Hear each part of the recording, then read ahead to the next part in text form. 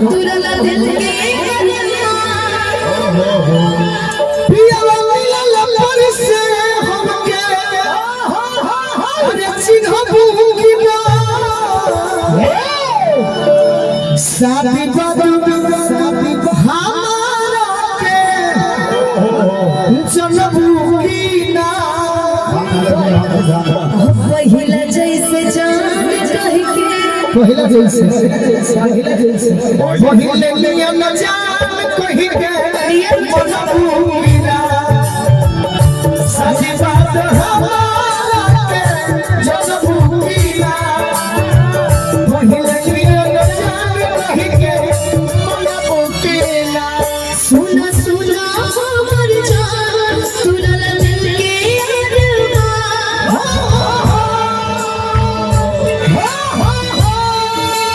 सुना सुना हमर जान तुरला दिल के पिया मिलल पर से हमके चिन्हबू की ना शादी बात हमारा के चलबू के ना पहिले लिया न जान कहि के मनबू की ना शादी बात हमारा चलबू के ना पहिला जैसे जान कह के चलबू के ना तहरा याद करे के चाहिए अनुपमा हां जी याद करो उस दिन के एक संगे जोगिंदर भैया ये हमारे अनुपमा होई हां जी हाइले हाई एक संगे एक कॉलेज में दिल भेजत रही लव वाला पेज में दिल भेजत रही लव वाला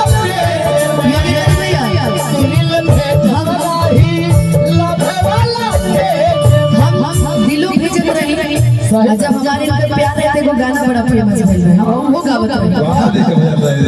चूड़ी मजा न देगी कंगन मजा न देगा चूड़ी मजा न देगी कंगन मजा न देगा तेरे बगैर सावन मजा न देगा चूड़ी चूड़ी चूड़ी मजा न मजा न मजा न एक संगे एक कॉलेज में दिल भेजत रहूं लव वाला पेज में दिल भेजत रहूं लव वाला पेज में दिल भेजत रहूं लव वाला पेज में और तोही अनुपमा हो पहले हो कि हमरा साथी अलगर हो नया कोई जियम कैसे तोहरा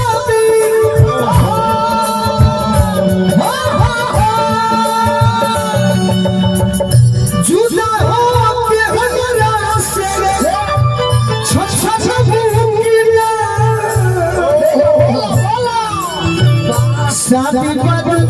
हमारा के जनबू की ना पहिले लिया जान कहि के मनबू की ना शादी बात हमारा के चलबू के ना पहिला जैसे जान कह के मनबू एगो बात और पूछ तनी तार बियाह हो जाई हां जी ठीक बा भगवान करे सही बात जहिया बलना न रही घर के अंदर याद आई है ना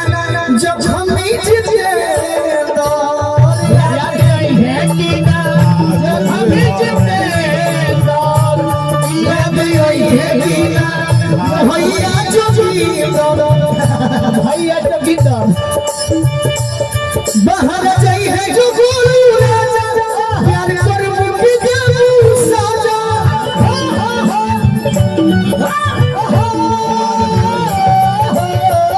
यदि तोर बलमा बाहर चल जाई तो हमरा के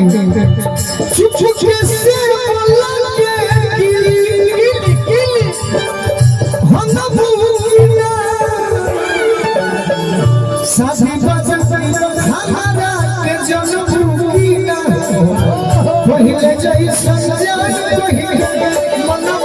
सच बात हमारा के जन्म कीना पहिले जैसा चाल कहि के बनब कीना सच बात हमारा के जन्म कीना पहिले जैसा चाल कहि के बनब कीना सच बात हमारा के जन्म कीना पहिले जैसा चाल कहि के बनब कीना